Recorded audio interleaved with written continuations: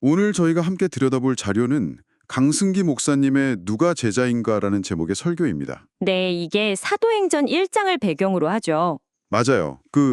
예수님의 제자였던 가룟 유다가 이제 스스로 목숨을 끊은 뒤에 남은 제자들이 그의 빈자리를 채우는 그 장면을 다루고 있어요. 근데 이 설교가요, 그냥 뭐 역사적 사건만 쭉 나열하는 게 아니고 아주 본질적인 질문 하나를 탁 던지면서 시작해요.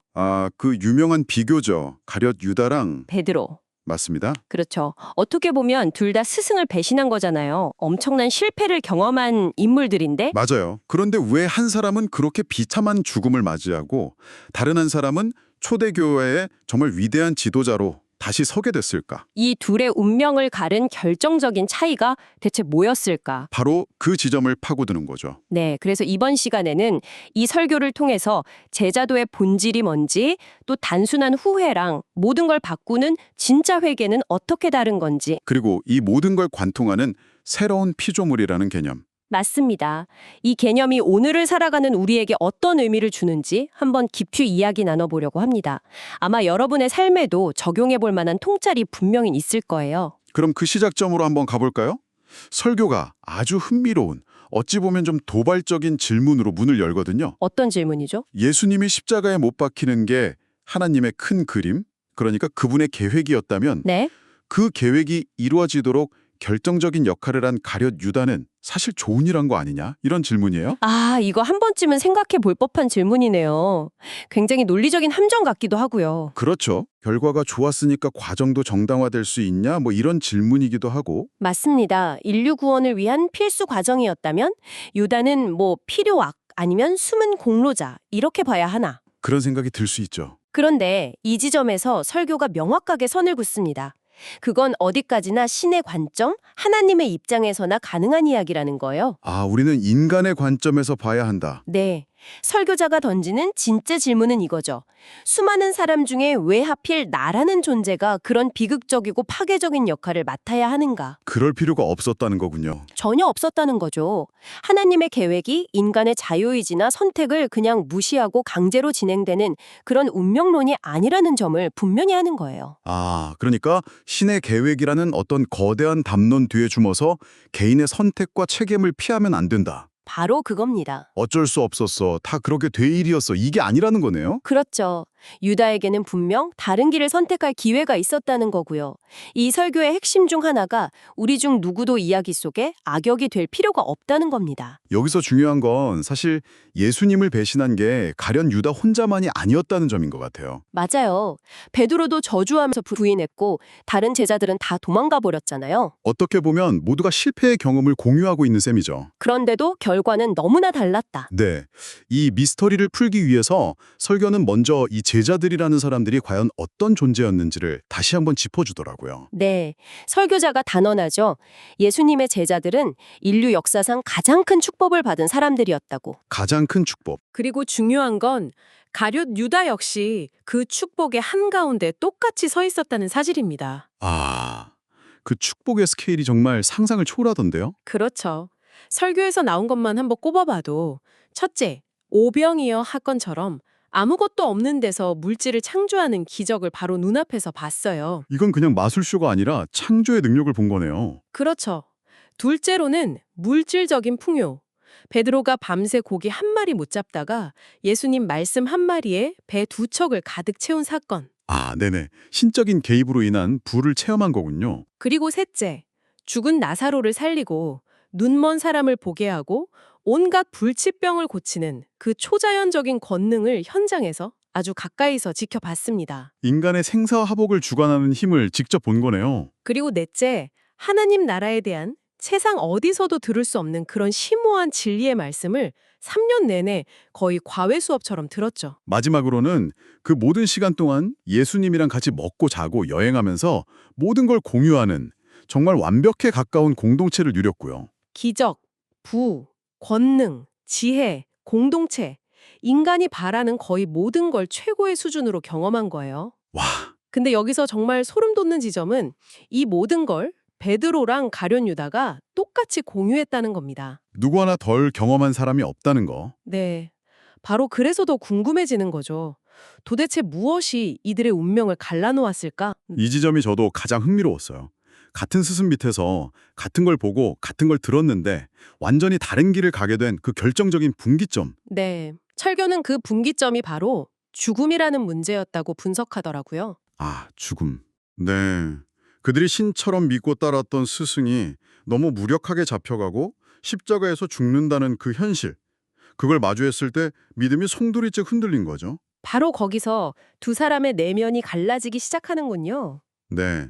먼저 가룟 유다를 보면 설교에서는 그가 열심당원 출신일 가능성을 이야기해요. 아, 열심당원이라면 로마의 압제에서 이스라엘을 해방시킬 아주 강력한 정치적, 군사적 메시아를 기다리던 사람들이잖아요. 맞습니다. 유다는 예수님에게서 그런 리더의 모습을 기대했던 거죠. 그러니까 유다한테 예수는 구원자이긴 한데 그 구원의 개념이 굉장히 현실적인 목표, 뭐 로마로부터의 해방이나 정치적 독립 같은 거였겠네요. 그렇죠. 그런데 예수님은 계속 내 나라는 이 땅에 속한 게 아니다 이러시니까 기대가 점점 실망으로 바뀐 거죠. 그 기대가 무너지면서 생긴 실망과 의심, 그게 마음속에 틈을 만들었고 설교는 바로 그 틈으로 사탄이 들어왔다고 설명하죠. 성경 구절도 인용되던데요. 누가복음이랑 요한복음. 네, 유다에게 사탄이 들어가니 마귀가 벌써 유다의 마음에 예수를 팔려는 생각을 넣었더라. 이게 그냥 어느 날 갑자기 사탄이 나타나서 유다를 조종했다기보다는 그렇죠. 그의 마음속에 있던 실망감, 정치적 야망, 돈에 대한 욕심 같은 것들이 결국 파괴적인 생각에 사로잡히게 만들었다. 이렇게 볼 수 있겠네요. 네, 그의 내면이 이미 그런 외부 유혹에 아주 취약한 상태가 되어 있었던 겁니다. 결국 그는 자기 기대를 저버린 스승을 은 30에 팔아넘기고 나중에 후회는 하지만 돌이킬 방법을 찾지 못하죠. 네, 그 돈으로 밭을 산 뒤에 스스로 목숨을 끊는 아주 비참하고 고독한 최후를 맞이하고요. 자신의 실패라는 감옥에 스스로를 가두어버린 셈이네요. 반면에 베드로는 어땠을까요? 그 역시 죽음의 공포 앞에서 예수님을 3번이나 심지어 저주까지 하면서 부인했잖아요. 맞아요. 실패의 강도로만 보면 유다 못지않게 처절하죠. 똑같이 무너졌는데. 네, 하지만 결정적인 차이가 있었습니다. 설교에서 가장 강조하는 부분 중 하나인데 마태복음을 보면 이렇게 나와요. 이에 베드로가 예수의 말씀에 닭 울기 전에 내가 3번 나를 부인하리라 하심이 생각나서 아, 예수의 말씀이 생각났다. 이 부분이군요. 바로 이 지점입니다. 유다도 분명히 경고의 말씀을 들었을 텐데 그는 그걸 무시했고 베드로는 가장 밑바닥으로 떨어진 그 순간에 스승의 예언을 기억해낸 거네요. 네. 설교는 이 말씀을 기억하는 것이야말로 베드로가 영적인 사람이었다는 가장 강력한 증거라고 해석합니다. 믿음이 다 무너진 것 같았지만 그 안에 말씀이라는 불씨가 남아있었다. 그렇죠.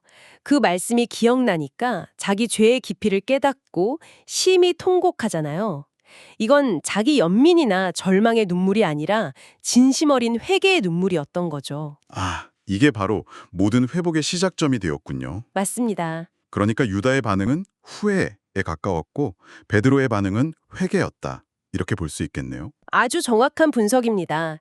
유다는 자기 행동의 결과가 끔찍하다는 사실에 절망해서 극단적인 선택을 한 거고, 베드로는 자기 행동이 스승과의 관계를 깨뜨렸다는 그 사실 자체에 고통스러워하며 관계의 회복을 갈망하는 울음을 터뜨린 거군요. 네. 유다는 문제를 자기 자신 안에서 해결하려다 실패했고, 베드로는 문제의 해결을 자기 밖, 즉 예수님과의 관계 안에서 찾으려고 한 겁니다. 그 작은 차이가 모든 걸 바꾼 거죠. 자, 그렇게 유다의 자리가 비면서 제자단은 11명이 됐습니다. 그런데 이스라엘에서 12이라는 숫자가 그냥 숫자가 아니잖아요.